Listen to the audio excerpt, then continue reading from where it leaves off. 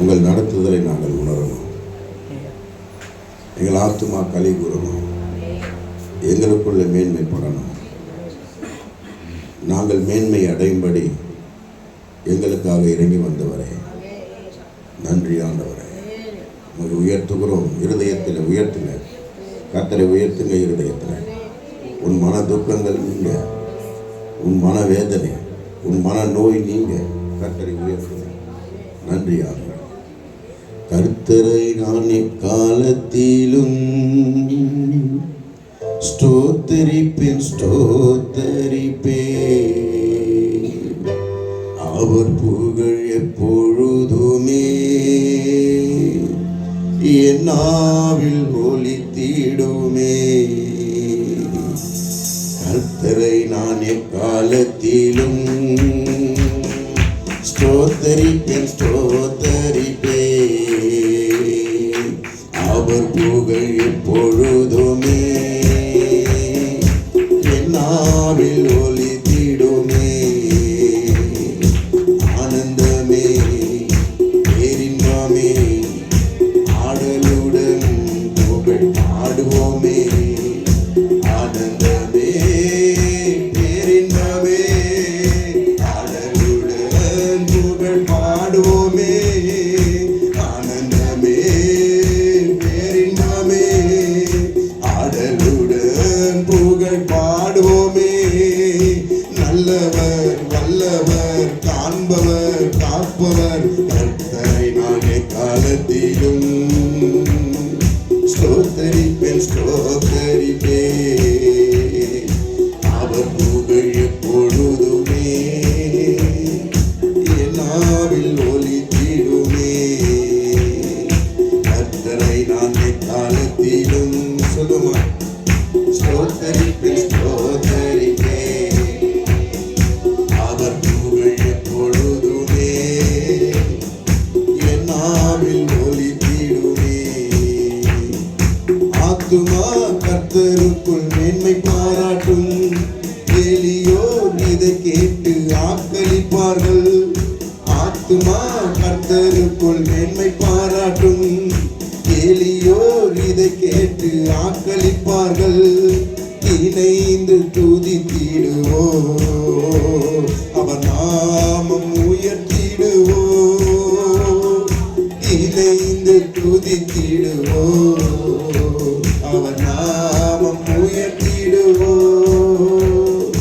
ஆனந்தமே, பேரின்பமே, ஆடலுடன் புகழ் பாடுவோமே. ஆனந்தமே, பேரின்பமே, ஆடலுடன் புகழ் பாடுவோமே. ஆனந்தமே, பேரின்பமே, ஆடலுடன் புகழ் பாடுவோமே. நல்லவர், வல்லவர், காண்பவர், காப்பவர், கர்த்தரை நான் எக்காலத்திலும் ஸ்தோத்தரிப்பேன், ஸ்தோத்தரிப்பேன். அவர் புகழ் எப்பொழுது நல்லா உணர்ந்து பாடலாமே. என் நாவில் ஒலித்திடுமே. கர்த்தரை நான் எக்காலத்திலும் ஸ்தோத்தரிப்பேன், ஸ்தோத்தரிப்பேன். அவர் புகழ் எப்பொழுதுமே என் நாவில் ஒலித்திடுமே. ஜீவனை விரும்பி நன்மை காண நெடுநாள் வாழ்ந்திட விருப்பம் உண்டோ? ஜீவனை விரும்பி நன்மை காண நெடுநாள் வாழ்ந்திட விருப்பம் உண்டோ? தீய சொல் வஞ்சக மொழி நம்மை விட்டு விலக்கிடுவோம். தீய சொல் வஞ்சக மொழி நம்மை விட்டு விலக்கிடுவோம். ஆனந்தமே, பேரின்பமே, ஆடலுடன் புகழ் பாடுவோமே. ஆனந்தமே, பேரின்பமே, ஆடலுடன் புகழ் பாடுவோமே. ஆனந்தமே, பேரின்பமே,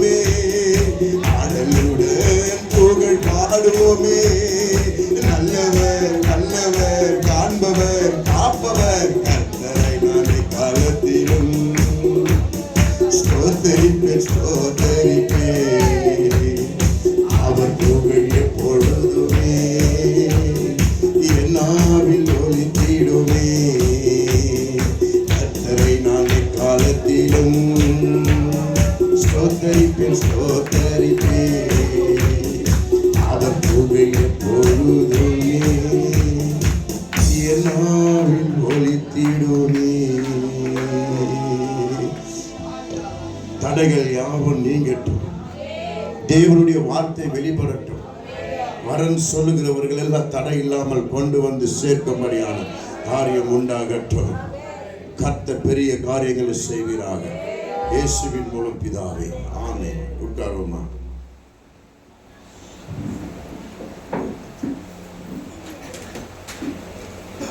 எத்தனை பேர் சந்தோஷமா இருக்கிறீங்க?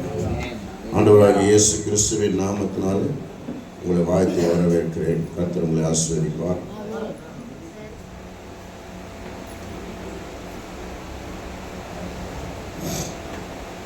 ஏசாயா புஸ்தகம் 53ஆம் அதிகாரம் 3ஆம் வசனம் 4ஆம் வசனம் வாசிக்கலாம். ஏசாயா புஸ்தகம் 53 3 4 வாசிக்க கேட்கலாம். அவர் அசட்டை பண்ணப்பட்டவரும் மனுஷரால் புறக்கணிக்கப்பட்டவரும் துக்கம் நிறைந்தவரும் பாடு அனுபவித்தவருமாய் எப்படி இருந்தாரா? பாடு அனுபவித்தவருமாய் இருந்தாரா? அதுக்கப்புறம் அவரை விட்டு நம்முடைய முகங்களை மறைத்துக் கொண்டோம். அவர் அசட்டை பண்ணப்பட்டு இருந்தார். அவரை எண்ணாமல் போனோம். மெய்யாகவே நம்முடைய பாடுகளை ஏற்றுக்கொண்டு நம்முடைய துக்கங்களை சுமந்தார்.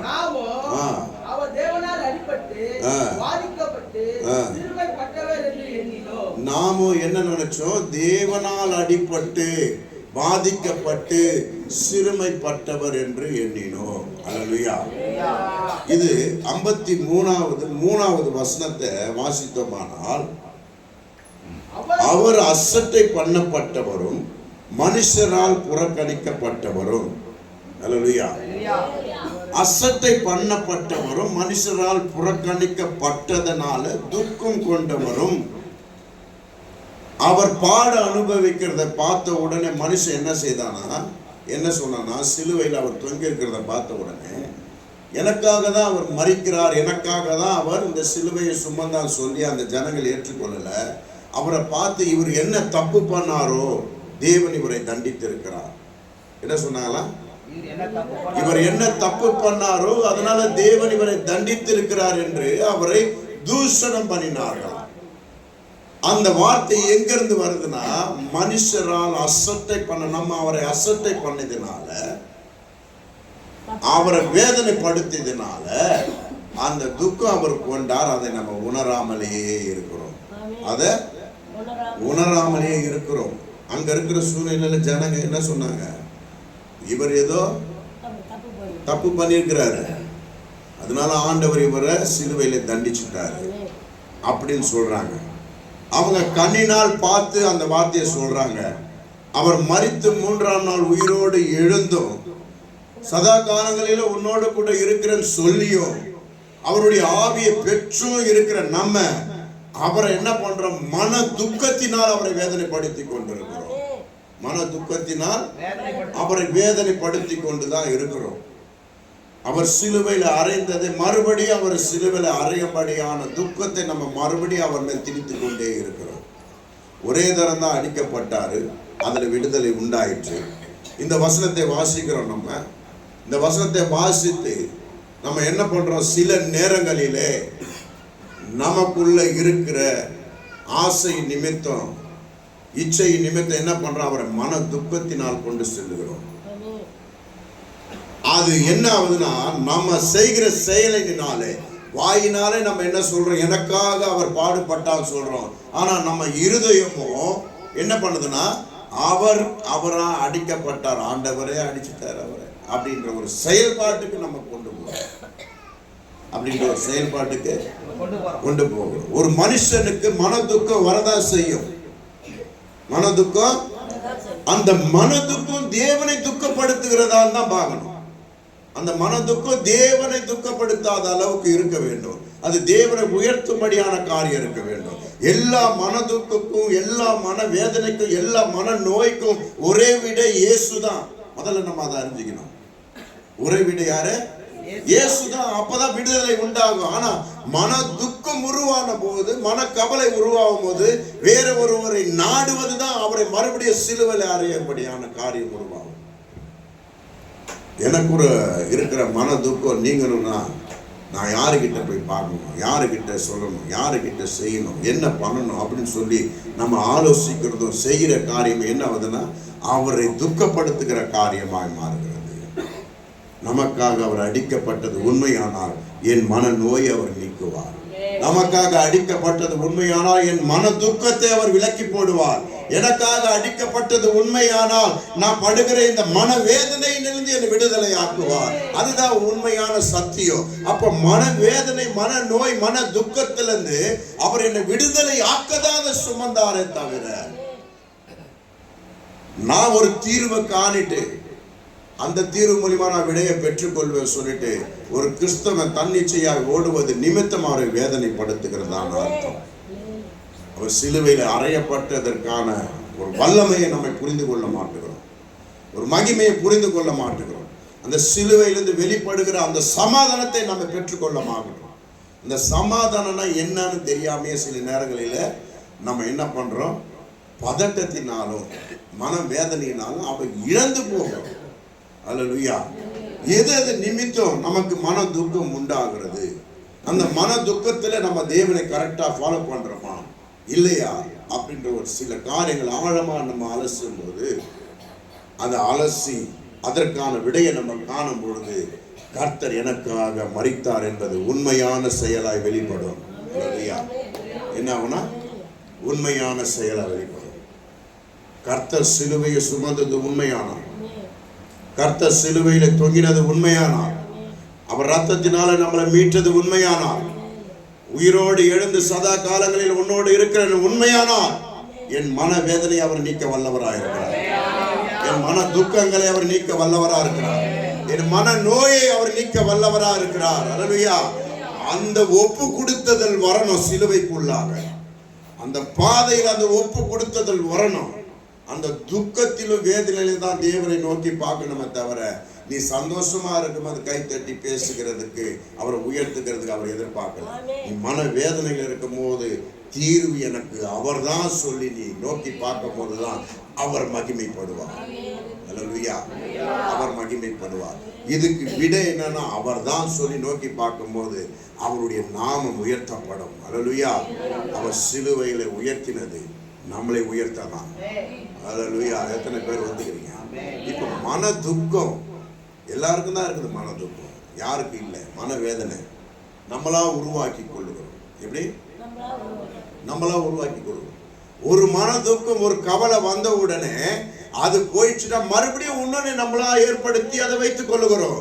ஆனா எப்போதும் துக்கத்தில் விழுவதும் எழுவதும் விழுவதும் எழுவதும், ஆனா நிறைவான சமாதானத்தை எப்படி பெற்றுக்கொள்வது என்று தெரியாமலேயே போகிறது. அப்போ ஒரு துக்கம் போகும்போது இன்னொரு துக்கம் வருவது நம்மளே உருவ கொத்திக் கொள்ளுகிறோம். அல்லேலூயா. நான் துக்கம் நினைச்சாதான் துக்கம். சொல்லுங்களேன். ஆமா, நான் மன நோயில இருக்கிறேன்னு நினைச்சாதான் மனநோய். அதெல்லாம் ஒண்ணும் இல்லைன்னு சொன்னா ஒண்ணு இல்லை. அதை ஆண்டவர் சிலுவையில ஜெயமா மாத்திட்டான்னு சொல்லிட்டா ஒண்ணும் முடியாது. அல்லேலூயா.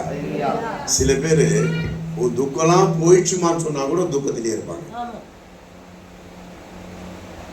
அவங்க ஒரு 1000 ரூபாய்க்கு துக்கப்படுறாங்கன்னு வச்சுக்கோ, கூப்பிட்டு ஒரு 1000 ரூபாய் கொடுத்து துக்கம்லாம் போயிடுச்சு போமா அந்த வச்சுக்கமாண்ணா, அந்த 1000 ரூபாய் எடுத்து வச்சு மறுபடியும் துக்கத்தில் இருப்பாங்க. ஏமா மறுபடியும் துக்கம்? மறுபடியும் இந்த மாதிரி தேவைகள் வந்தா நான் என்ன பண்ணுறேன்? அடுத்து அடுத்து அடுத்து அடுத்து அடுத்து அடுத்து அவங்களுடைய தேவைகளும் அவங்களுடைய எண்ணங்களும் பெருகி கொண்டே தான் போகும். ஒரு நிலையாக இருக்காது. மனுஷனுடைய எண்ணம் இருக்குது பாருங்க, குரங்கு மாதிரி. அது இங்க கொஞ்சம் இருக்கும், அங்க கொஞ்சம் இருக்கும், அப்படியே தாவிக்கிட்டே இருக்கும். எதுலையும் நிரந்தரமா இருக்காது. எல்லாத்தையும் டெஸ்ட் பார்க்குற மாதிரியே இருக்கும். இது போவோம் அது போவோம். துணி கடையில் போய் பார்த்தீங்கன்னா தெரியும். ஒரு பொம்பளைய துணி எடுக்க விட்டோம்னா, ஒரு ஆண் பிள்ளையோ பெண் பிள்ளையோ ஒரு பொண்ணு துணி எடுக்க விட்டோம்னா எடுத்து போடுவாங்க, பார்ப்பாங்க. அவங்க எடுத்து போட்டு ஒரு 5 புடவை இருக்குதுன்னா பார்த்துட்டு தான் இருப்பாங்க. அவங்களோட மன துக்கம்லாம் எங்கே இருக்குது தெரியுமா? இதோட வேற ஏதாவது நல்லா இருக்குமா, இதோட இந்த 4ல் ஒன்று செலக்ட் பண்ணணும்னு என்ன இருக்காது, இதோட வேற ஏதாவது வந்தால் எடுத்து போடுவாரா? எடுத்து போட்டால் மறுபடியும் எடுத்து போடுவாரா? எடுத்து போட்டால் மறுபடியும் எடுத்து கடையே எடுத்து போட்டாலும் உடல் எங்கன்னா வச்சிருக்கீங்களா? அந்த எண்ணத்துக்கு போகணும். நம்மளுடைய மனுஷனுடைய எண்ணம் குரங்கு மாறி மன துக்கங்களை உருவாக்கி கொண்டே இருக்கும், சந்தேகங்களை எழுப்பி கொண்டே இருக்கும். ஒரு மனுஷனை கேவலப்படுத்தபடி அவனுடைய சந்தேகங்களை உருவாக்கி கொண்டே இருக்கும். ஒரு மனுஷனை பிடிக்கலன்னா அவன் என்ன செய்யறான், ஏதை பண்றான், அவன் பண்றதெல்லாம் என்ன குறிச்சு தான் பண்றான்னு சொல்லி சந்தேகங்களை எழுப்பி கொண்டே இருக்கும். இது துக்க வேதனை, மனவேதனை கொண்டு வந்து கொண்டே இருக்கும். இது எல்லாம் தேவையில்லாத சிந்தைகள். இவைகள் சமாதானத்தை பெற்றுக்கொள்ளும்படி அது செய்யாது. நம்ம இருதயம் உண்மையா கர்த்தரே போதும் நினைக்குதா? கர்த்தரே வாழ்க்கையில இருந்தா போதும் நினைக்குதா? சொல்லுங்க பார்க்கலாம். இல்ல, இருதய ஆழத்துல பணம் தான் வந்து உக்காந்து. என்ன இருக்கு? பணம். நான் சர்ச்சுக்கு வரேன்னா எதனால? எனக்கு ஒரு பிசினஸ் கொடுக்கணும் ஆண்டவர், அதனால தான் வரேன். நான் சர்ச்சுக்கு வரேன்னா எதனால? நான் அடுத்த வருஷம் ஒரு வீடு வாங்கிடணும், அதனால தான். அதுக்காக நான் வைராக்கியமா ஜெபம் பண்ணிக்கிட்டே இருக்கிறேம்மா. இதுக்கான ஜனங்கள் தான் அதிகமா இருக்கிறாங்க. இது நிமித்தம் உருவ கவலைகளை குத்தி கொண்டு மனவேதனை உண்டு பண்ணி கொண்டுக்கிறாங்க. இது பேர் என்ன தெரியுமா? ஆசை. சொல்லுங்க, இது பேர் என்ன? ஆசை. இந்த ஆசை நிமித்தம் நம்ம எதுவனா செய்ய ஆரம்பிப்போம். நம்ம சுயநலமா மாறிடுவோம். ஏன்னா எனக்குரிய காரியங்கள் நடக்கணும். அது என்ன பண்ண? மன நோயாய் வந்து நம்ம இடத்துல உட்காந்து, மன நோயா வந்து உட்காந்துடும். அல்லேலூயா, அல்லேலூயா. கர்த்தர் நல்லவர். நீதிமொழிகள் புஸ்தகம் 15:13 வாசிங்க. நீதிமொழிகள் 15:13.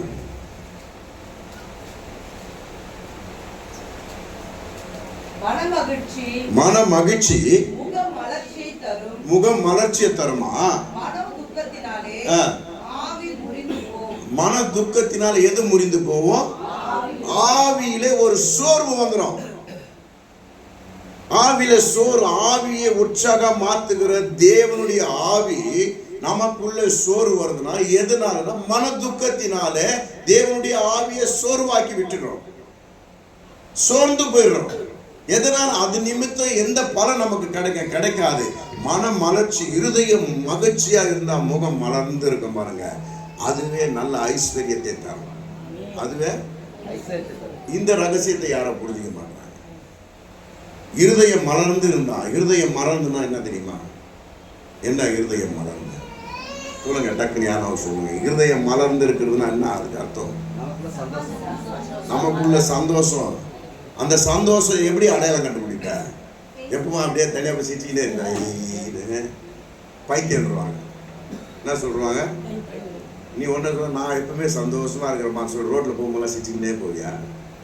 இது மென்டல் பொழுதுரா பாவம் அப்படின்னு தான் நினைப்பான். நல்லா ட்ரெஸ் பண்ணி இருப்பாரு, இது தனியாக சிரிச்சுட்டு போகுது, இதுக்கு என்னவோ அப்படின்னு சொல்லுவாங்க. அந்த இருதயம் சந்தோஷமா இருக்குது, மன மலர்ச்சியா இருக்குது, உன் முகம் மகிழ்ச்சியா இருக்கணும்னா என்ன தெரியுமா? உனக்கு பிடிக்காத வீட்டுல சந்தோஷமா பேசுறது. உனக்கு பிடிக்காத இடத்துல அதுதான் சந்தோஷம், அதுதான் முகம் மலர்ச்சியாய் மாறும். அந்த முகம் என்னதுமா? வேறுபடாத முகம். என்ன? வேறுபடாத முகம், கொடூரமா இல்லாத முகம், அது மலர்ச்சியான முகமா இருக்கும். அது என்ன பண்ணணும்னா முதல்ல எங்க கண்டுபிடிக்கணும்? எனக்கு பிடிக்காதவங்கிட்ட இருதயத்துல ஒன்றும் இல்லாம நான் போய் சந்தோஷமா பேசுறேன் பாரு, அப்பதான் நீங்க அதை தெரிஞ்சுக்கணும். என்னாண்ட மன மலர்ச்சி இருக்கு, என்னாண்ட மன மலர்ச்சி இருக்குன்னு சொல்லி நீங்க தெரிஞ்சுக்கலாம். அப்போ உங்க முகமும் பிரகாசமாய் மாறும். இதுவே நல்ல அவசியத்தை தரும், இதுவே நல்ல ஆசீர்வாதத்தை கட்டளையிடும், இதுவே நல்ல அபிஷேகத்தை உங்க வீட்டுக்குள்ள கொண்டு வரும். அல்லேலூயா. ஆனா மன துக்கமும் உன் ஆவி முறிந்து போகும் என்று ஆண்டவர் சொல்லுகிறார். உன் ஆவி முறிந்து போகும். மத்தேயு 19:22 வாசிங்க. மத்தேயு 19:22. இங்க ஒருவனுடைய துக்கம் உண்டாகுது பாருங்க. இந்த துக்கம் எப்படியா பண்றது பார்க்கலாம். மத்தேயு 19:22. அந்த வாலிபன் எப்படி இருந்தானா? மிகுந்த ஆஸ்தி உள்ளவனா இருந்தானா? இந்த வார்த்தையை கேட்டபோது துக்கம் அடைந்தவனா என்ன பண்ணிட்டானா? ஆண்டவர் விட்டு போய்விட்டான். ஆண்டவர் இடத்துல வந்து அவன் கேட்கிறான், ஆண்டவரே நானா பரலோகத்துக்கு வர முடியல அப்படின்னும் போது ஆண்டவர் என்ன சொல்றாரு? உன்னிடத்துல ஒரு குறையும் இல்லை, நீ கட்டளைகளை கைக்கொள்ளுன்றாரு. நான் சிறு வயது முதல் கொண்டே நான் தாயும் தகப்பனையும் கனப்படுத்துகிறேன், 10 கட்டளையை கடைபிடிக்கிறேன். அவன் வைராக்கியமா சொன்ன உடனே ஆண்டவர் சொல்றாரு, இன்னும் கொஞ்சம் இருக்குப்பா. என்ன அது? உன் சொத்தெல்லாம் வித்து தரித்திரனுக்கு கொடு, உனக்கு பரலோகத்துல மிகுதியாய் உண்டாயிருக்கும். என்ன சொல்றாரு? பரலோகத்தில் உனக்கு மிகுதியாய் உண்டாயிருக்கும். அப்ப நீ பரிபூரணப்படுவாயின்னு அவன் என்ன பண்ணிட்டான்? துக்கம் அடைந்தான். எதுக்கு துக்கம் அடைந்தான்? ஒரு செல்வத்தெல்லாம் வைத்து கொடுக்க சொல்றாரு. கொடுக்கணும் தான் ஆசை, என் இருதயம் ஒத்துக்கலையே. ஆண்டவர்கிட்ட வரணும் தான் ஆசை, பணத்தை ஆசை இல்லாம என்னால இருக்க முடியலையே. அந்த துக்கத்துல அவன் கடந்து போயிட்டான். இனி நான் ஆண்டவர்கிட்ட நிற்க முடியாது, நான் எல்லாத்தையும் வித்து எப்படி கொடுக்க முடியும்? கொடுக்கணும் தான் ஆசை, என் மனசு ஒத்துக்கலையே, என் மனசு ஒத்துக்கலையே. அப்போ இந்த உலகத்திற்குரிய ஆசீர்வாதத்திற்காகவும் இந்த உலகத்திற்குரிய கொழுமைக்காகவும் தான் தேவனை பற்றி கொண்டிருக்கிறோமே தவிர அவர் மேல் உண்மையான அன்பு இல்லை. உண்மையான அன்பு எங்க இருக்குது? அவன் மேல பணத்தின் மேல் தான் அவனுக்கு இருக்கு உண்மையான அன்பு. எங்க இருக்கு? அது அழகா ஆண்டவர் வெளிப்படுத்துற உடனே அதுதான் சொல்றாரு, ஐஸ்வர்யம் பணத்தின் மேல் நாட்டம் உள்ளவனா இருப்பான். ஆனா ஏழையும் அப்படிதான் இருக்கிறான். ஒன்னும் இல்லாதவன் இப்போ நல்லா பணம் கொடுத்தவன் என்கிட்ட எல்லாமே இருக்குதுன்னு யாருக்கிட்டையும் வரமாட்டான், யாரையும் கும்பிட மாட்டான். என்கிட்ட தான் எல்லாமே இருக்குது, எல்லாம் அதெல்லாம் பார்த்துக்க போ அப்படின்னு திமிரில் இருப்பான். ஏழை ஒன்றும் இல்லாமல் இருக்கிறான் பாரு, அவனாவது வருவான்னு பார்த்து அவன் பண ஆசை பிடிச்சவனா இருக்கிறான். அவன் என்ன சொல்லணும்? இருக்கிறதே எனக்கு போதும்தான் ஒரு நிறைவான மனப்பக்குவத்தோடு வாழ கற்றுக்கொள்ள வேண்டும்.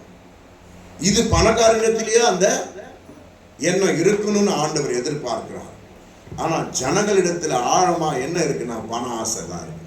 சொல்லுங்களேன், பணம் தான் எல்லாத்துக்கும் வேறா இருக்குது. இப்போ ஆண்டவர் சொல்றாரு, நீ என்னை பின்பற்ற வேண்டும் என்றால் உனக்கு உண்டானதை விட்டுட்டு எல்லாத்தையும் விட்டுட்டு வான்னா நீங்க என்ன பண்ணுவீங்க? சாக்கு போக்கு இருக்கும். என்ன இருக்கா? சாக்கு போக்கு இருக்கும். வரமாட்டேன்னு சொல்ல மாட்டான், ஆனா சாக்கு போக்கு. அந்த சாக்கு போக்கு எப்படி இருக்குன்னா வரமாட்டேன்ற மாதிரி தான் இருக்கும். நான் வரலாம் தான் பார்க்கிறேன், ஆண்டவரே நீர் எனக்கு கொடுத்திருக்கிற தாயை தகப்பனும் அவர்களை நான் கனப்படுத்திட்டு வரேன். நான் வரலாம் தான் பார்க்கிறேன் ஆண்டவரே, ஆனா வீட்டுல நிறைய வேலை இருக்குது, அதை முடிச்சுட்டு வரேன். ஐயோ ஆண்டவரே நீதான் தேவன், நான் உணர்ந்துட்டேன், உன்னிதான் முக்கியமான உணர்ந்துட்டேன், நான் வரலாம் தான் பார்க்கிறேன், ஆனா சில கடமைகளா இருக்குது, அதெல்லாம் செஞ்சுட்டு வரேன். அப்போ ஆண்டவரை காட்டிலும் கடமை பெரிதாய் மாறுகிறேன். ஆண்டவரை காட்டிலும் குடும்பத்தார் நபர் பெரியவராய் மாறுகிறார். ஆண்டவரை காட்டிலும் வீட்டின் பொருட்கள் அதிகமாய் மாறுகிறது. அதனால கர்த்தரை 2ஆம் பட்சம் உண்டானபடினால அவனுக்கு என்ன ஆகுதுன்னா மன துக்கம் அதிகமாய் மாறுகிறது. என்ன துக்கம்னா ஆண்டவரிடத்துல முழுமையாய் சேர விடவில்லை. அந்த ஐஸ்வர்யனை ஆண்டவரிடத்துல முழுமையாய் சேர விடவில்லை. அதனால அவன் துக்கம் கொள்ளுகிறான். துக்க முகத்தோடு ஆண்டவர் விட்டு கடந்து போயிட்டான். அல்லேலூயா. இதுல ஒரு விஷயம் என்னன்னா எல்லாத்தையும் காட்டிலும் ஆண்டவர் தான் முக்கியம். நம்ம விசுவாசி எனக்காக தான் அவர் அடிக்கப்பட்டார். நான் எங்கேயோ இருக்கிற எனக்காக ஒருவர் அங்க மறிச்சிருக்கிறாரு. ஏன் எனக்காக அவர் மறிக்கணும்? ஏன் என்ன மீட்கும் பொருளா வந்திருக்கணும்? ஏன் என் மேல அவ்வளவு பிரியம் வச்சு யாரும் தெரிய அவர் ஒருவர் மறிச்சிருக்கிறாரு? எதற்காக? அப்ப அவர் எல்லாத்தையும் எனக்காக கொடுக்கும் பொழுது நான் மட்டும் இவர்களை மேன்மை பாராட்டி வைப்பது என்ன நியாயம்? எல்லாத்தையும் அவர் ஒப்பு கொடுக்கும் பொழுது இவை மாத்திரமல்ல, பரலோகத்தில் இருக்கிற தேவனாகிய பிதாவுடைய மகிமையும் நம்மிடத்துல ஒப்பு கொடுக்க அவர் வல்லவரா இருக்கிறாரு. மகிமையில கொண்டு வந்து நிறுத்த. அப்போ அப்படியாப்பட்ட ஒரு மகிமையை நமக்கு கொடுக்கிறாரு. ஏன் எவரோ ஒருத்தர் இறங்கி வந்து எனக்காக எல்லாத்தையும் பெற்றுக் கொடுத்தேன்னு சொல்றாரு. அவர் உண்மையா என் பட்சத்துல நிற்கும் போது, நீ என்னை நேசிப்பாயான்னு சொல்லும் போது, பணம் மெயினா நிற்பதினால, நேச குறைவாய் மாறுகிறதுனால, நீ பார்க்கிறது அழிந்து போகிற பொருள், நிற்கிறது உனக்கு முன்பாக நின்று அழைக்கிறது ஜீவன் உள்ள பொருள். இதுல ரெண்டுல எது முக்கியம் நல்ல அலசி ஆராய்ந்து கொள்ளுங்க. இந்த உலகத்திற்குரிய ஜீவனை பெற்றுக்கொள்ள வேண்டும் என்றால் நித்திய ஜீவனை இழந்துருவான். நித்திய ஜீவனை பெற்றுக்கொள்ள வேண்டும் என்று நான் விசுவாசித்தேனால் இந்த உலகத்திற்குரிய வாழ்க்கை நீ இழந்து போவாய். இதான் சத்தியம். ஏன் இழந்து போவ? எல்லாத்தையும் விட்டுணுமா? அப்படி இல்லை. இருதயத்துல எதுவுமே மேன்மையா இருக்காது, கர்த்தர் மாத்திரம்தான் மேன்மையா இருப்பான். அப்போ நான் இருதயத்துல ஐஸ்வர்யத்தை தூக்கிட்டு மேன்மையா வைத்தனா என் இருதயம் நாளுக்கு நாள் துக்கப்பட்டு கொண்டுதான் இருக்கிறோம். நன்மை வரும், தீமை வரும், நன்மை வரும், தீமை வரும், மாறி மாறி மாறி மாறி அலைப்பாய்கிறவன் போல, கடலில் அலை வந்து போகிறவன் போல இருமனம் உள்ளவனாய் வாழ்ந்து கொண்டே இருப்பேன். என் காலம் இப்படியே போய் நரகத்துல தள்ளப்படுவனாய் மாறுவேன். அந்த ஐஸ்வர்யா ஒரு வார்த்தை கொடுக்கலனால போறது, ஆண்டவரே நீதான் எனக்கு முக்கியம் ஆண்டவரே, இவையெல்லாம் உண்மை இல்லை ஆண்டவரே, இவையெல்லாம் நீர் கொடுத்தது, நீர் தான் எனக்கு முக்கியம். இந்த முன்னாடியே நான் என் ஊருக்கு போய் நான் செய்கிறேன் ஆண்டவரே ஒரு வார்த்தை சொல்லியிருந்தா ஐஸ்வர்யான் பரலோகத்தில் பிரவேசி.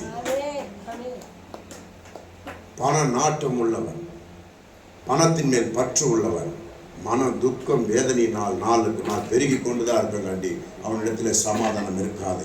என்னைக்கு எனக்காக ஒருவர் அடிக்கப்பட்டார்னு சொல்லி அவர் எல்லாத்தையும் துறந்து என் பக்கம் வந்தாரோ நானும் எல்லாத்தையும் துறந்து அவருக்கு ஒப்பு கொடுக்க வேண்டும். அதுதான் கிறிஸ்துவனுடைய வாழ்க்கை. அதுதான். நீ அதுக்காக எல்லாத்தையும் விட்டுட்டு ஓடின்னு சொல்ல, உன் இருதயத்தில் பற்று இருக்க கூடாதுன்னு சொல்லுங்க. உன் இருதயத்திலே துக்கம் அடையும் அளவுக்கு அது மேல் பற்று இருக்க கூடாதுன்னு சொல்லுகிறேன். அல்லேலூயா. அவைகளை காட்டிலே இயேசுவின் மேல் அன்பு அதிகமா இருக்கணும். நான் உன்னை இழந்தாலும் அதை திருப்ப கொடுக்க அவர் வல்லவரா இருக்கிறார் என்ற அன்பு இருக்கணும். உன் தகப்பனாகிய ஆபிரகாம் தன் பிள்ளையை பலி கொடுக்க வந்தாலும் அவன் தகப்பன் நினைக்கிறான், ஆபிரகாம் நாம் பலி கொடுத்தாலும் மறுபடியும் ஜீவனோடு எழுப்ப அவர் வல்லவரா இருக்கிறார். அவர் கேட்டா நான் கொடுக்கணும், அவர் கேட்டா கொடுக்கணும். ஆனா எனக்கு அது ஜீவன் உண்டாகும்னா நான் கொடுத்தேன்னா அவர் திருப்பி எனக்கு கொடுக்க வல்லவரா இருக்கிறார். அந்த விசுவாசம் இருக்க மாட்டேங்குது. அப்ப மன துக்கம் அதிகம் உண்டாகிறதுக்கு காரணம் என்ன? ஐஸ்வர்ய பற்று, உலகத்திற்குரிய பற்று, வீட்டில் இருக்கிற பொருட்கள். லோத்து கதை தெரியல உங்களுக்கு? இன்னும் கூட சாட்சியா உப்பு தூணா இருக்கும். இன்னும் கூட சாட்சியா உப்பு தூணா இருக்கும். இந்த ஐஸ்வர்யா எப்படி தன்னை மறைத்து, இல்ல ஆண்டவரே என்னால முடியாதுன்னு சொல்லாம துக்கத்தோடு கடந்து போனானோ அதே போல்தான் வருகையும் இருக்கு.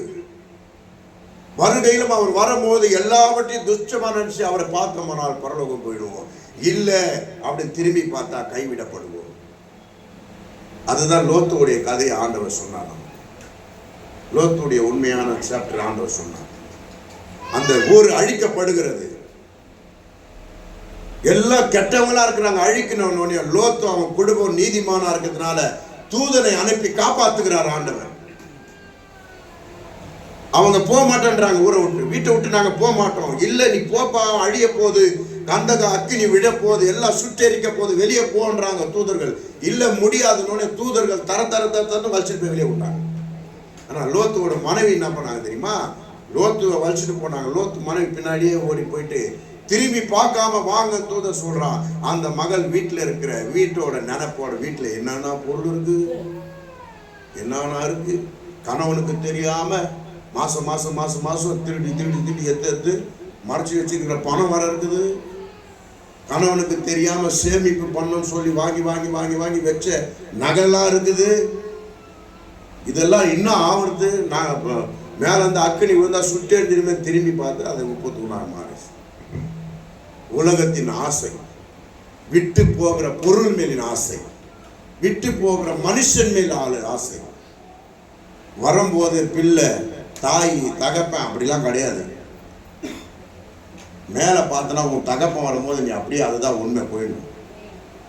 கீழே பொய்யான பிள்ளைக்காக நீ அப்படி திரும்பி பார்த்தனா கைவிடப்படுவாய். அல்லேலூயா. அவனுக்குரிய பலன் அவனுக்கு தனித்தனியாக விசாரிக்கப்படும். அப்போ இருதயத்துல பொருட்கள் மேலேயும் பணத்தின் மேலேயும் ஆசை இல்லாம இருந்தோம்னா இந்த மன துக்கம் நமக்கு வராது. சொல்லுங்களேன், இந்த மன துக்கம் நமக்கு வராது. அல்லேலூயா. ஒரே கவலை தான் நமக்கு இருக்கணும், அது கடைசியில் வரும் அந்த கவலை. அந்த துக்கம் தான் நம்மளை அழுத்தணும், அந்த துக்கம் தான் நம்மளை வேதனைப்படுத்தணும். அல்லேலூயா, அல்லேலூயா. நல்லா சத்தமா சொல்லுங்க. உபாகமம் 32 14 15 வாசிங்க. உபாகமம் 32 14 15.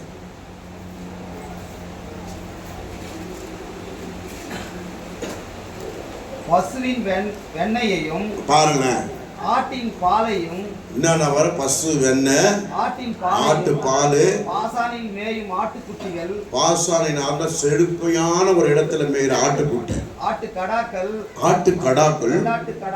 வெள்ளாட்டு கடாக்கள், இவைகளுடைய கொழுப்பையும் கொழுமையான கோதுமையும் ரத்தம் போல இருக்கிற திராட்சை ரசத்தையும் சாப்பிட்டு நீ கொழுத்து போய்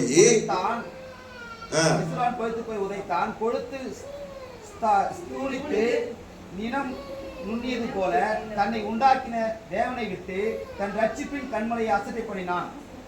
கொழுமையானதை சாப்பிட்டு கொழுமையானதை குடித்து தன் இஷ்டத்திற்கு தன் சரீரத்தை பலன்படுத்தி கொண்டு தன் இஷ்டத்திற்கு முரட்டாட்டம் ஆடுகிறவன் தேவனை அசட்டை பண்ணுகிறவனாய் இருப்பான்.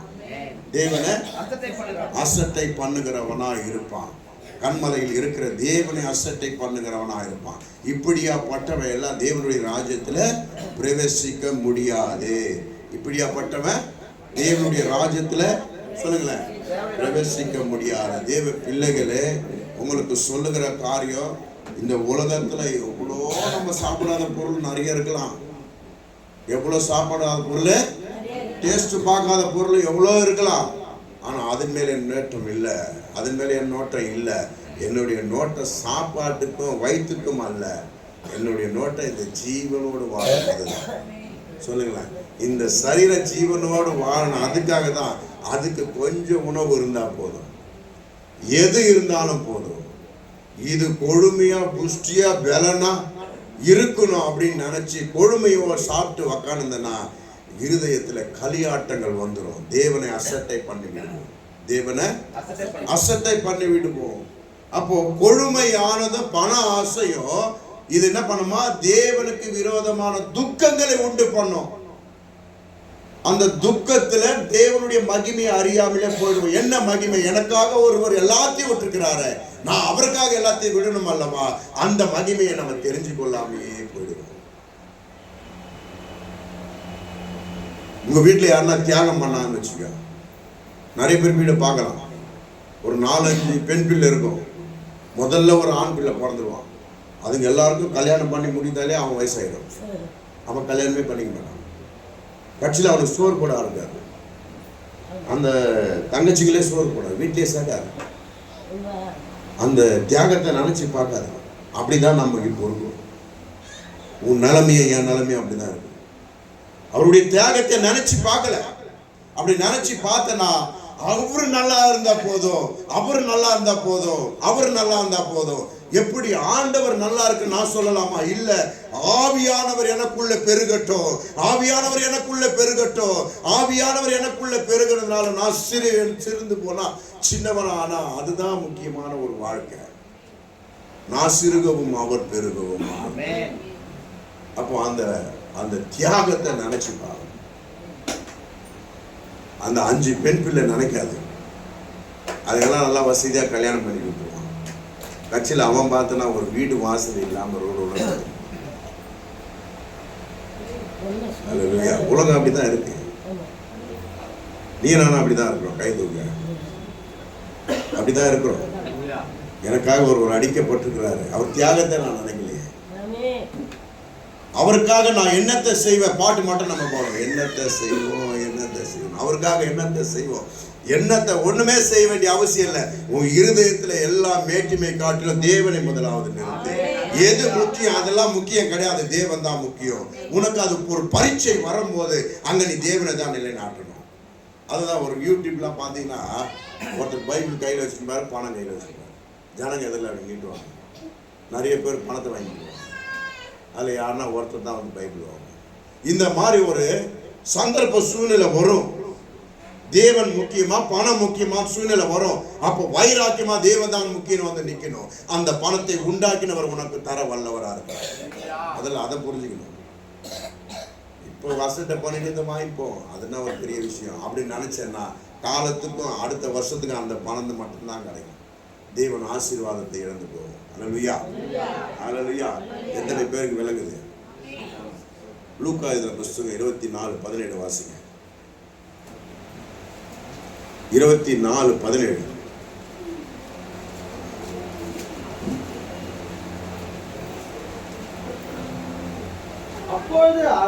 அப்போது அவர் அவர்களை நோக்கி நீங்க துக்க முகம் உள்ளவர்களாய் வழி நடந்து ஒருவருக்கொருவர் சொல்லிக் கொள்ளுகிற காரியம் என்ன? துக்க முகமாய் வழி நடந்து போறீங்களே, ஒருத்தர் வந்து சொல்லிக்கிறீங்களே, என்ன காரியம்பா? அவர்னா யாரு? யாரு சொல்லுங்க, வாயை தந்து சொல்லுங்க. அவர்னா யாரு? இயேசு. அவர்னு பைபிள்ல வருது பாரு. அவர்னா இயேசு. அவர்களை நோக்கி துக்கமுகம் உள்ளவர்களாய் வழியில நடந்து போகிறது என்ன? அவங்க சொல்றாங்க, உனக்கு தெரியாதாப்பா, இயேசுன்னு ஒருவரை சிலுவையில் அறைந்துட்டாங்க, அவரை குறித்து தான் நாங்க பேசிட்டு போறோம். அது எங்களுக்கு துக்கமா இருக்கிறது, அது எங்களுக்கு துக்கமா இருக்கிறதுன்னு சொல்லி அவங்க போயிட்டே இருக்கிறாங்க. இவரோட பேசிட்டே போறாங்க. அவங்க கண்கள் திறக்கப்படலை. அவங்களுடைய கண்கள் திறக்கப்படலை. அவங்களுடைய கண்கள் திறக்கப்படாதபடி என்ன மூடி இருக்கு? துக்கம். சொல்லுங்களேன், துக்கம் மூடி இருக்கு. அவங்க கண்கள் திறக்கப்படாத அளவுக்கு அவங்களுக்கு துக்கம் மூடி இருக்கு. அநேக நேரங்களில் நம்ம துக்கப்படும் போது கர்த்தர் தான் விட, கர்த்தர் என் பட்சத்தில் இருக்கிறார், அவரை விடுதலை ஆக்குவாரு, அந்த நினைப்பே நமக்கு இருக்காது. கண்ணில் எவ்வளோ கண்ணீர் இருக்குதோ அவ்வளோத்தையும் கொட்டிடுவாங்க. நாக்கில் எவ்வளோ வார்த்தை இருக்குதோ அவ்வளோ சபிச்சிடுவாங்க, அவ்வளோ புலம்பிடுவாங்க. எதுக்கு ஏதான் வந்ததோ அப்படியாப்பட்ட பாடுகள். என்ன சொல்லுவாங்க, நான் விரோதிக்கு கூட வரக்கூடாது எனக்கு வந்தது. உன் விரோதி கொழுத்த கன்று குட்டியோட இருப்பான், சூப்பரா இருப்பான், உங்க காட்டிலும். என் விரோதி கூட வரக்கூடாது. ஆனா தேவ பிள்ளைகள் துக்கப்படும் போது, ஒரு காரியத்துல வேதனைப்படும் போது, நம்ம கண்கள் திறக்கப்பட்டு நம்ம அருகாமையில ஒருவர் இருக்கிறார், அவர் என்னை துக்கத்திலிருந்து விடுதலை ஆக்குவார் என்ற ஒரு வைராக்கியம் இருக்கணும். துக்கத்துல முழுகி போயிடக்கூடாது, வேதனையில முழுகி போயிடக்கூடாது. துக்க முகமா இருந்தால் தேவனுடைய மகிமை தெரியாது. நீ கண்ணீரோடு இருந்தால் தேவனை பார்க்க முடியாது. கண்களை துடைத்துக்கொள், கண்ணீரை துடை. உனக்காக மீட்கப்பட்டவர் ஒருவர் இருக்கிறார், அவர் எப்போதும் உன் அருகாமையில நிற்கிறார். எதற்காக துக்கம் வந்தது அந்த காரியத்தை நீக்கி போடு. அந்த காரியத்தை காட்டிலும் இயேசு பெரியவர். அந்த துக்கத்தை காட்டிலும் இயேசு பெரியவர் சொல்லி பாரு. உன் கண்கள் திறக்கப்படும், வசனங்கள் உனக்குள்ள வெளியே வரும் பாருங்க. அக்கினியாய் மாறுவாய் நீ. அல்லேலூயா. ஆனா கர்த்தர் தான் கூட வராரு, அவங்களோட இயேசு தான் வராரு. அவங்க கண்கள் எப்படி இருந்ததா? துக்க முகத்தோடவே இருந்துதான். ஆண்டவர் அங்க போயிட்டு அப்பத்தை பிட்டு கொடுக்கும் போதுதான் அவங்க கண்கள் திறக்கப்பட்டன. வார்த்தையை கொடுக்கும் போதுதான் அவங்க கண்கள் திறக்கப்பட்டன. அது அப்போ சொல்லுங்க, அது அப்போ. இப்போ எனக்கு எப்பவே கொடுத்தாச்சு, எப்பவே எனக்கு வார்த்தை கொடுத்தாச்சு. என் கையிலே கொடுத்துட்டார் ஆண்டவர். என்னைக்கு நான் துக்கமா இருக்கிறோம் முழங்கால் படிக்கிட்டு வசனங்களை அக்கினியாய் தியானிப்பேன், அந்த துக்கத்தை காட்டிலும் அக்கினி என்னை பலப்படுத்தும். அந்த துக்கத்தை காட்டிலும் கர்த்தர் எனக்கு வெளிப்படுவார். அந்த துக்கத்தை காட்டிலும் என் கண்கள் திறக்கப்படும். அல்லேலூயா. துக்கத்தினாலே மூழ்கி போய் அப்படியே சோகமா எப்பவுமே நிறைய பேர், சில பேர் பார்த்தீங்கன்னா எப்பவுமே சோகமா இருக்கும். என்னதான் பண்ணாலும் சோகமா இருப்பாங்க. திருப்தியா குத்தாலும் சோகமா இருக்கும். என்னப்பா நல்லா வயிறார சூப்பரா சாப்பிட்டு ஒரு சந்தோஷமே இருக்காது. எப்பவுமே துக்க முகத்தோடவே இருப்பாங்க. அது நல்லதா? குடும்பத்துக்கு நல்லதா? அவங்க மனைவி என்ன சொல்லுவாங்க? யாருன்னா வந்தானா அவங்க கணவர் கிட்ட பேச, அதுகிட்ட பேசாத, அது விடையா முடிங்க, அது அப்படியே தான் இருக்கும். நீ வா இங்க வா, என்கிட்ட பேசு. என்னப்பா பேர் வந்தது உனக்கு? விடியா மூச்சு. யாரு சொல்றா? உன் விலவே சொல்லுது. மனைவி நீ பிரிச்சு பேசுற, விலவே சொல்லுது, அது விடியா மூச்சு. அதுக்கிட்ட ஒண்ணு பேசாதுங்க. எப்பவுமே துக்கத்துல கலகலன்னு கர்த்தர் என்னை மீட்கும் பொருளா எனக்காக அவர் அறிக்கைத்திருக்கிறார். என்னை விட்டுடுவாரா? அவரு என்னை மீட்க தானே வந்திருக்கிறார். என்னை எப்படி தள்ளிடுவாரா? எனக்காக அவர் எல்லாத்தையும் கொடுத்தாரு. எப்படி எனக்கு கொடுக்காம விட்டுருவாரா? இந்த துக்கம் என்ன ஒண்ணு பண்ணாது. இந்த துக்கம் என்னை கீழே தள்ளிவிடாது. இந்த துக்கம் என் ஆவியை முறிந்து போக பண்ணாது. இந்த துக்கம் மேல மேல என் ஆவியை வளர செய்யும். அக்கினியா கொழுந்துட்டு எரிய செய்யும். ஏன்னா இதுல ஜெயம் எடுக்க அவர் ஜெயத்தை எனக்கு கொடுத்துட்டாரு. ஹல்லேலூயா. அப்போ துக்க முகமே நம்ம இடத்துல இருக்கக்கூடாது. துக்கம்னா என்னங்க? பேராசை தான் துக்கம். துக்கம்னா என்னங்க? ஆசைப்படுகிறது தான் துக்கம். துக்கம்னா என்னங்க? பற்றுதல் தாங்க துக்கம். எல்லாமே இந்த உலகத்திற்குரிய சார்ந்தது தான் துக்கம். இந்த துக்கம் யாரத்துல வந்து உன் கையில கொடுக்கல, நீயா உருவ குத்தி கொள்ளுகிறான். இதுக்கு நீ யாரத்துல வந்து கொடுக்கல. உங்ககிட்ட துக்கத்தை நீயே தான் குத்துக்கிற.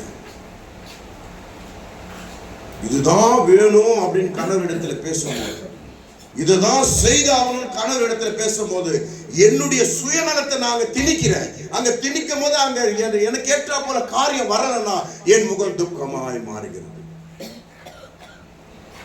இது பொதுநல துக்கமா? பொதுநல துக்கமா?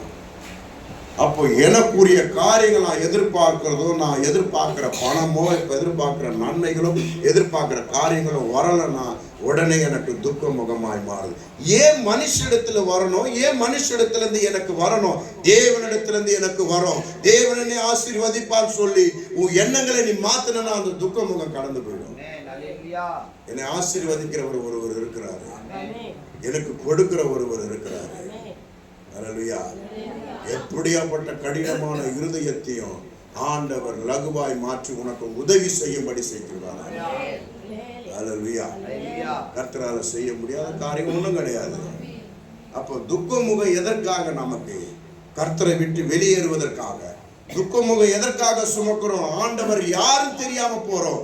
துக்க முகம் எதுக்காக சுமக்கிறோம்? எனக்காக எல்லாத்தையும் விட்டு கொடுத்தவரை அறியாமலேயே போகிறோம். அவரை நம்ம துக்கப்படுத்திக் கொண்டிருக்கிறோம். இதுக்கு என்ன அர்த்தம் ஆகுது தெரியுமா? அவர் ஏதோ தேவனால தண்டிக்கப்பட்டு வாதிக்கப்பட்டு தூங்குறாரு. நீ சொல்லாம சொல்ற. என்ன பண்ற? சொல்லாம சொல்ற. உண்மையா அவர் எனக்காக எல்லாத்தையும் கொடுத்தார்னா எந்த துக்கமும் என்ன சேதப்படுத்தாது. சொல்லுங்க, எந்த துக்கமும் என்ன சேதப்படுத்தாது. நான் தான் உருவ குத்தி கொள்ளுகிறேன். அந்த துக்கம் ஒண்ணு சேதப்படுத்தாது. எல்லாத்தையும் கொடுத்தவருக்கு என் வாழ்க்கையே நான் கொடுக்கிறேன். அவர் தான் முக்கியம் நான் சொல்றேன். அவர் தான் முதலீடும் நான் சொல்றேன். அவர் பார்த்து கொள்வார். ஹல்லேலூயா. எத்தனை பேர் அப்படி இருக்கிறீங்க? சங்கீதம் புஸ்தகம் 103 சங்கீதம் 2-3 வாசிங்க. ஏசாயா 1-2-3 எடுத்து வச்சுங்க. சங்கீதம் 103-2-3 வாசிங்க. என் ஆத்துமாவே கர்த்தரை ஸ்தோத்திரி. என் ஆத்துமாவே, முதல்ல கவனிங்க, துக்க முகத்தை மாற்ற வேண்டும் என்றா இங்க ஒரு ரகசியம் நடக்குது பாருங்க. நீ ஆத்துமாவோடு பேசணும். அது பேச மாட்டோம் யாரும். எதோட பேசணும்? ஆத்துமாவோடு பேசணும். இங்க பேசுறான் பாருங்க. என் ஆத்துமாவே கர்த்தரை ஸ்தோத்திரி. அவர் செய்த சகல உபகாரங்களை மறவாதே. எனக்காக எல்லாத்தையும் கொடுத்தவரை நீ மறவாதே. வாசி. அவர் உன் அக்கிரமங்களை எல்லாம் உன் நோய்களை எல்லாம் குணமாக்கி உன் அக்கிரமங்களை எல்லாம் நீக்கி உன் நோய்கள் எல்லாம் குணமாக்கி இருக்கிறாரு. நீ எதற்காக மனம் உடைந்து உக்காந்துட்டு இருக்கிற? எல்லாமே செய்தவர் ஒருவர் உனக்காக இருக்கிறாரு. ஆத்துமாவே நீ ஏன் கலங்குகிறாய்? அவரை நோக்கி அமர்ந்துருன்னு சொல்லி உனக்குள்ளவே ஒரு தேர்தலை உண்டு பண்ணணும். நீ மாம்ச துக்கத்தை, ஆத்துமாவை துக்கத்தில் அடிமையாக்க கூடாது. ஆத்துமாவை அந்த நேரத்தில் வெளியே கொண்டு வரணும். இந்த துக்கம் மாம்சத்தினால உருவானது. இந்த துக்கத்தை மேற்கொள்ள ஆத்துமாவை நீ பலப்படுத்தணும். என் ஆத்துமாவே எல்லாவற்றையும் செய்தவரை நோக்கி அமர்ந்துரு, அவராலே எல்லாம் வாய்க்கும். இதுதான் உன்னை தேற்றுகிற வசனம். இதுதான் உன்னை தேற்றுகிற வசனம். இதை உன்னை அப்படியே தட்டில் தாங்கும், கரங்களில தாங்கும் இந்த வசனம். நீங்க துக்க முகமா இருக்கும்போது சொல்லி பாருங்க, என் ஆத்துமாவை நீயே துக்கப்படுகிறாய். ஆத்துமாவை துக்கப்படுத்துகிறதுக்கு நம்ம யாரு? இந்த மாம்ச குணத்தை கொண்டு வந்து ஆத்துமாவை நம்ம ஏன் துக்கப்படுத்தணும்? ஆத்துமாவே நீ ஏன் துக்கப்படுகிறாய்? நீ தேவனுடைய பிள்ளை, நீ ஏன் துக்கப்படுகிறாய்? உனக்கு எல்லாமே செய்தாயிடுச்சு. நீ அவரை நம்பி அமர்ந்துரு, அவரால் எல்லாம் வாய்க்கப்படும். நீ ஆத்துமாவுக்கு கட்டளையிட கற்றுக்கொள். உனக்குள்ள இருக்கிற மனுஷனுக்கு கட்டளையிட கற்றுக்கொள். வெளிய மனுஷனிடத்துல பேசாதே, பிள்ளைகளிடத்துல பேசாதே, கணவனிடத்துல பேசாதே, மனைவியிடத்துல பேசாதே, வெளி மனுஷனிடத்துல பேசாதே. உன் கவலைகளையும் துக்கத்தையும் உன் ஆத்துமாவிடத்துல சொல்லி பலப்படுத்தாத. கர்த்தர் உனக்காக இருக்கிறார், சகாயர், எல்லாவற்றையும் செய்தவர் இருக்கிறார் உனக்காக. நீ ஏன் கலங்குகிறாய்? நீ அவரை நோக்கியே அமர்ந்திரு சொல்லி அதற்கு நீ கட்டளையிட்டு கொண்டே இரு. அந்த வார்த்தை கட்டளை வரும்போது உன் ஆத்துமா பலனடையும். ஆத்துமா பலன் அடைஞ்சதுன்னா என்ன ஆகும் தெரியுமா? அதோட நேசர் ஓடி வந்துடுவாரு. ஆத்துமா நேசர் யாரு? நல்ல வாய தருங்க. ஆத்துமா நேசர் உங்க வீட்டுக்காரா, உங்க மனைவியா, உங்க பிள்ளைகளா? இயேசு. அந்த ஆத்துமா அழிஞ்சிடக்கூடாதுதான் சிலுவையை சுமந்திருக்கிறார். இது மண்ணு, மண்ணானது மண்ணுக்கு திரும்பும், தேவனுடைய அந்த தேவனுக்கு திரும்பும். அல்லேலூயா, அல்லேலூயா. அப்போ நம்மளுடைய ஆத்துமா நீ பலன் அடையும் போது அதோட நேசர் உன்னிடத்துல வந்துடுவார். அவர் மகிமைப்படுவார், அவர் உயர்த்துவார், விடையை காண்பிப்பார்.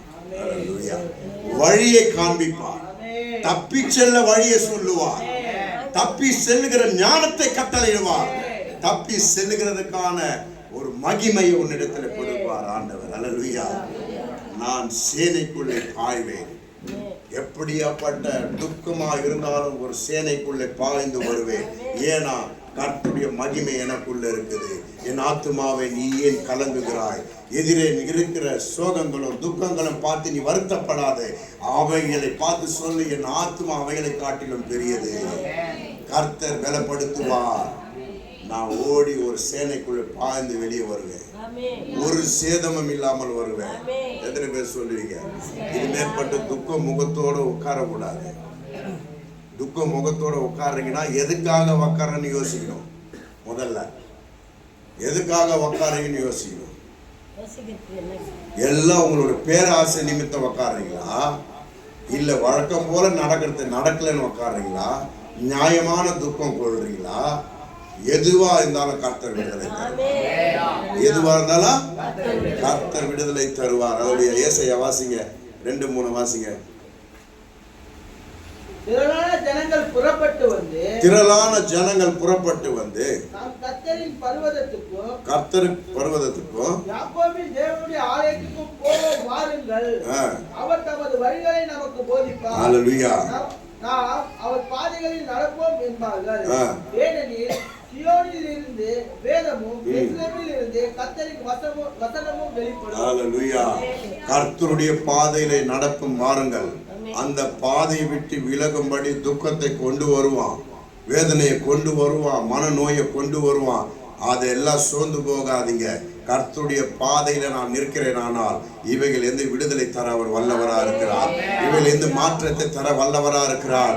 அவர் என்னை உயர்ந்த ஸ்தலங்களில் கொண்டு வந்து நிறுத்துவார், என்னை மகிமைப்படுத்துவார், என்னை உயர்த்துவார். என் ஆத்துமாவே நீ ஏன் கலங்குகிறாய்? உன்னை உருவாக்கின தேவனை நோக்கியே அமர்ந்திரு சொல்லி நீ உள்ளுக்குள்ளே பேசும்போது கர்த்தர் உன்னை மகிமைப்படுத்தி கொண்டே இருப்பார். அல்லேலூயா, அல்லேலூயா. நல்லா சத்தமா சொல்லுங்க. உபாகமம் 4:23 சங்கீதம் வாசிப்பா.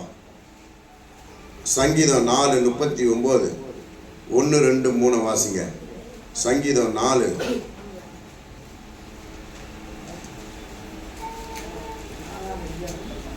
சங்கீதம் 39 1 2 3.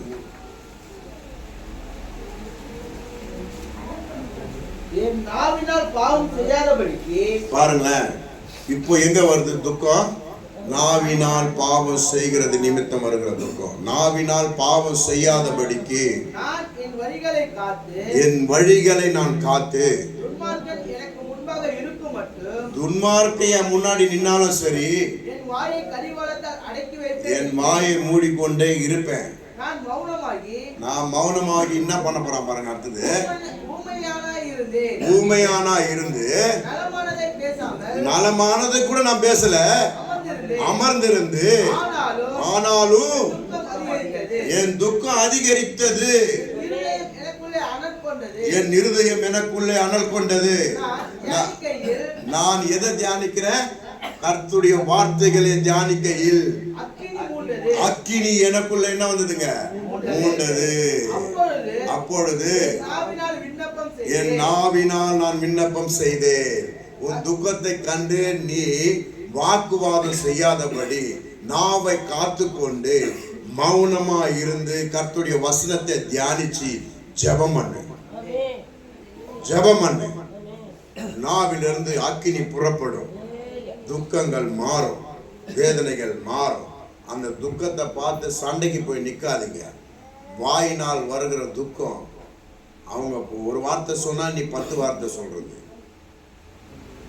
அவங்க ஏதாவது சொன்னா நீ ஏதாவது சொல்றது. அந்த இடத்துல தான் நியாயம் விசாரிக்க போய் நிக்கிறது. அந்த இடத்துல அநியாயம் எதிர்த்து நிக்கிற நானு அப்படின்னு சொல்றது. இந்த மாதிரி காரியங்களாம் நம்ம கிட்ட வேணாம். வசனங்களை தியானம் பண்ணுங்க. உன் நாவை அடக்குங்க. உங்க துக்கம் அதிகரிக்கட்டும், பரவாயில்ல.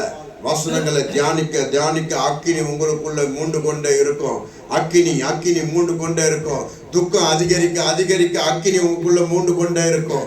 முழங்கால் படியிட்டு அக்கினினால ஜெபம் பண்ண ஆரம்பிங்க. கர்த்தர் அதை எல்லாம் தவிடுபடியாக்கி போடுவார்.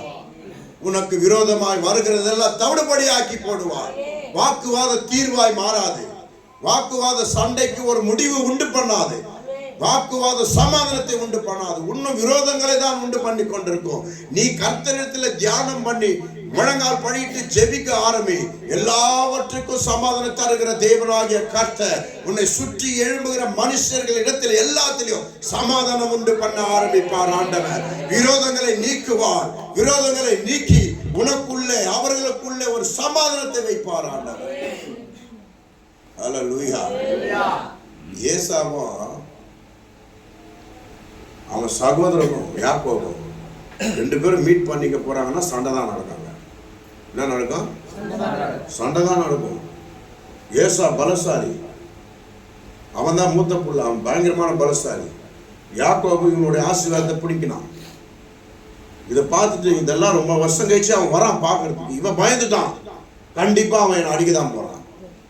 இந்த டைம் என்னை சாவச்சிருவான். நான் என்ன பண்றது?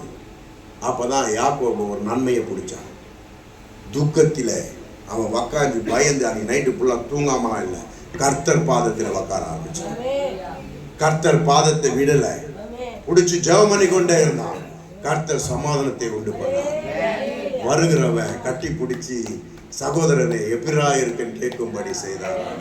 அல்லேலூயா. நீ செய்ததெல்லாம் நான் மறந்துட்டேன்டா, எப்படிரா இருக்கேன். இவன் என்ன நினைச்சான் தெரியுமா?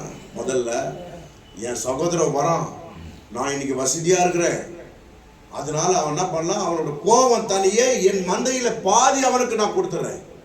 என்ன பண்றானா? பாதி கொடுத்துறேன். அவன் என்னை அடிக்க மாட்டான்.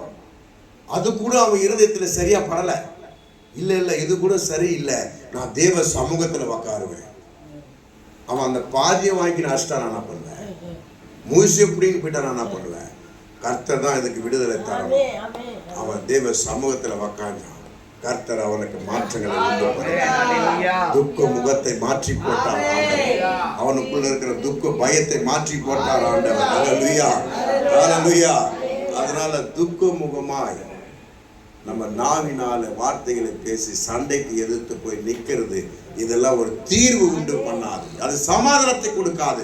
தேவ பிள்ளைகளா இருக்கிற நம்ம, எனக்கு சமாதானம் தரும்படி அவர் எல்லாத்தையும் துறந்து எனக்கு வந்தார், நான் அவருக்கு சமாதானத்தை கொடுக்கும்படியான நடைகள் எனக்கு இருக்கு. அப்பதான் அவர் நம்ம மேல பிரிய வைப்பார். அப்பதான் பிரிய வைப்பார். அவர் என்ன சொல்றாரு? மனத்தாழ்மையும் சாந்தம், மனத்தாழ்மையும் இது இருந்தா போதும், எல்லாம் நம்ம இடத்துல தானா வந்துடும். அல்லேலூயா. இங்க ஒரு துக்க முகம் வருது, நேரம் ஆயிடுச்சு, அதனால கொஞ்சம் சீக்கிரம் முடிக்கிறேன். நெகேமியா 2:2 வாசிங்க. இங்க ஒரு துக்கம், இந்த துக்க முகம் தான் எல்லாருக்கும் இருக்கும். இதுக்கு முன்னாடி இந்த துக்க முகம் இருக்கக்கூடாது. இந்த துக்கம் தான் உங்களை அழுத்தணும் போட்டு வாரமா. வாசிங்க 2:2 நெகேமியா. அப்போது ராஜா என்னை பார்த்து, யாரை பார்த்து? யாரை பார்த்து? உன்னை பார்த்து, உங்களை இல்ல, நெகேமியாவை பார்த்து. நெகேமியா சொல்றான் இத, நீ துக்க முகமா இருக்கிறது என்ன?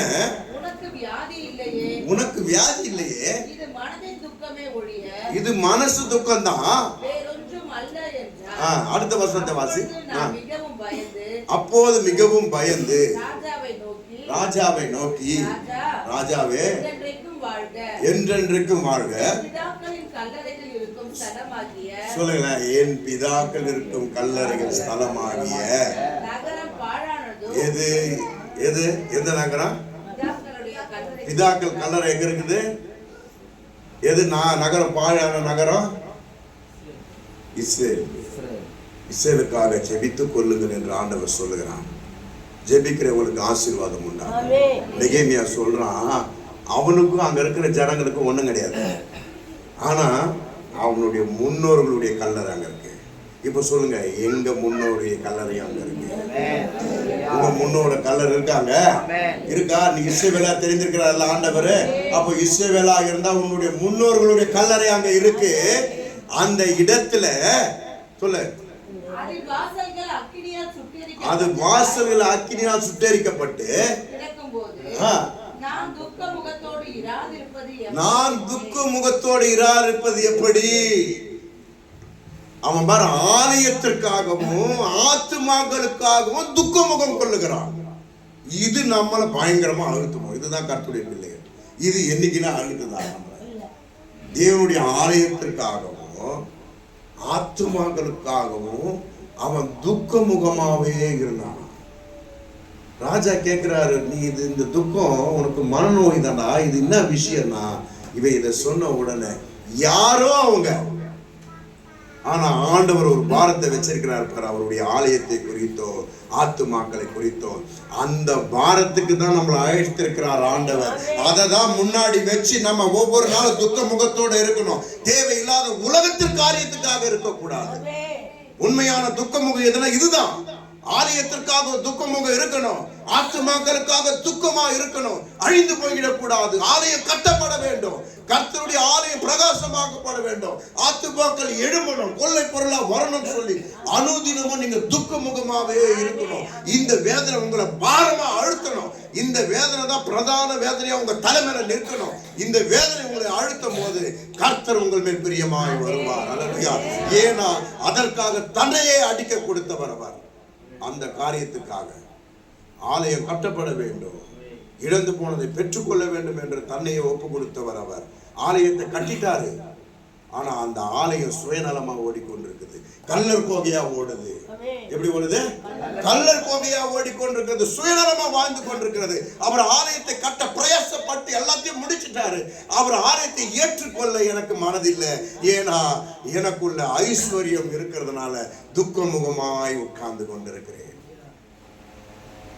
தேவையில்லாத காரியங்களுக்கு நான் துக்கப்பட்டு கொண்டு உட்கார்ந்து இருக்கிறேன். இந்த துக்கத்தை எடுத்து போட்டு பிரதான துக்கம் எது? ஆலயம் கட்டப்பட வேண்டும். ஜனங்களுடைய இருதயத்தில் ஆலயம் கட்டப்பட வேண்டும், ரட்சிப்பு வரணும், ஆத்மா பாரம் இருக்கணும். இதுவே என்னுடைய பிரதான துக்கமாவே இருக்கணும். இந்த துக்கம் மற்றவர்களுக்கு வெளிப்படும்படியான காரியமா இருக்கணும். ராஜாவுக்கு வெளிப்படுதுன்னா, ராஜான்னு குறிப்பிட்டாலே இயேசுதான். அவர் கேட்கணும், ஏமா துக்க முகத்தோட இருக்கு? ஆண்டவரே, என் முன்னோர்களுக்காகவும் ஆலயத்திற்காகவும் நான் எப்படி கவலைப்படாம இருக்க முடியும்? ஆமென். சொல்ல முடியுமா உங்களால? ஹalleluya. ஆண்டவர் வந்து வெளிப்பட்டுட்டாரு. உனக்கு என்ன வேணுமா சொல்லுவியா? மயிலாப்பூர் முழுவதும் ரட்சிக்கப்படணும் ஆண்டவரே. ஆமென். மயிலாப்பூர்ல ஒரு பெரிய சபை எழும்பணும் ஆண்டவரே அப்படின்னு கேட்பியா? கேட்க மாட்டாங்க. ஆண்டவரே ஒரு பெரிய பங்களா, ஆ. ஒவ்வொரு அறையிலும் வீட்டில் வேலைக்கு ஆட்கள், ஆ. நான் மட்டும் கால் மேல கால் போட்டு பார்த்துக்கிட்டே இருக்கேன். ஆமென். படுக்கிறதுக்கு ஒரு இடம் இருக்கு வாமான்னு சொல்லி ஆண்டவர் கொண்டு போய் பாதாளத்தை தள்ளி விட்டுருவார். அங்கே பத்துன்னு இருக்கு காலத்துக்கும் அங்க பாத்துங்க. அங்கே யாரும் கூட மாட்டாங்க, அங்கேயே பத்துன்னு. ஹல்லேலூயா, ஹல்லேலூயா. எது துக்க முகமா இருக்கணும்? ஆலயத்துக்காக கொடுக்கணும். இப்போ உங்க முகம் என்ன துக்கத்துல இருக்கு? ஆத்துமாவை அந்த துக்கத்தை மாத்து. ஆத்மாவுக்காகவும் ஆலயத்திற்காகவும் துக்க முகமாய் மாத்து. கண்ணீர் விட்டு அழுது ஜெபம் பண்ணு. ஆமென். கண்ணீரை சிந்து. தேவையில்லாத பொசுக்குலாம் கண்ணீர் வந்துடும் தெரியுமா? ஆனா இதுக்கு வரவே வராது. ஏன்னா பாரம் இல்லையா? எது இல்ல? வாரம் இல்லை. பாரம் இல்ல. உன்னோட புடவை அறத்தையும் விட்டானா உடனே கண்ணில் தண்ணி வந்துடும், மாலை மலையா ஊற்றும். உங்க வீட்டுக்காரு ஒரு 100 ரூபாய் கொடுக்கலன்னா மாலை மலையா ஊற்றும். தாட்டா காட்டாம போயிட்டாரு, மாலை மலையா ஊற்றும். 1 மணிக்கு வரனாரு, 1:30 ஆயிடுச்சு, மாலை மலையா தண்ணி ஊற்றும். பிள்ளை அழுதுட்டே இருக்குது, மாலை மலையா ஊற்றும். அவங்க அம்மா 1000 ரூபாய் அனுப்புற, நாங்க அனுப்பல, மாலை மலையா தண்ணி ஊற்றும். தேவையில்லாததுக்கெல்லாம் மாலை மலையா ஊற்றும். ஆனா பாரத்தோட ஜெபம் பண்ணுமானா எனக்கு வரலையே, ஜெபம் பண்ண வரலையே, எனக்கு வரலையே சொல்லும் போது ஒரு பக்கம்